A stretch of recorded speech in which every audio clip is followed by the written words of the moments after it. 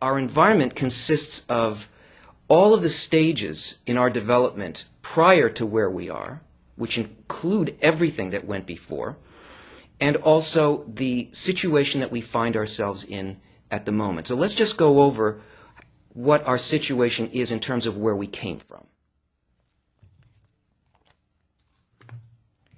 In our original first state, as we were created in the creation of a creature, the four faces of direct light, in this condition, there was one soul in relation to the Creator, with no boundaries on that connection. This is the collective soul, Adam Harishon, and actually this is the state we still live in, except that we have lost any sensation of our true condition. As this state was lowered through a number of phases by the force of development, which is the development of desire and also the development of the will to receive rather than the will to bestow, it arrived at the independent desire of the creature. Now, this is reflected in our experience this way. This state is experienced rather as a kind of a matrix, a lattice that contains 600,000 independent parts, individual souls, all related to each other. The relationship one to another and the influence between them is enormous. They are all interrelated, actually, in the way that they were related in their original state.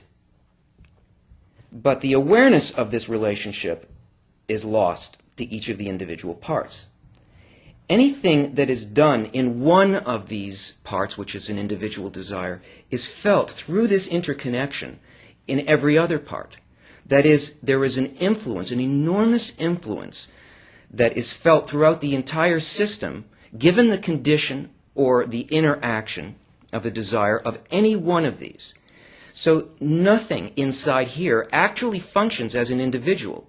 We perceive that it does. This is our sensation of it as a result of the hiddenness of our real state from us. And rather than feeling the interconnection, what we really feel is something more like this, that a person exists independent of others, right? And is a user and an exploiter of others. But really, the condition that we feel is more like this. I'll do it like that, connected to nothing. But the truth is that this collective soul is our environment, and it puts tremendous pressure on us in the form of our society, societal pressures, the way that everything in our environment affects us. So much of what we feel, and we'll see how much, comes from this and not from this. So, as you can see, we are influenced from all sides, inside and outside.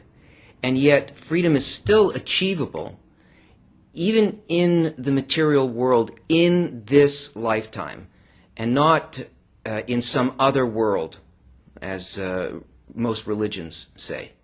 But it takes a very special effort, and the effort is to rise above our nature.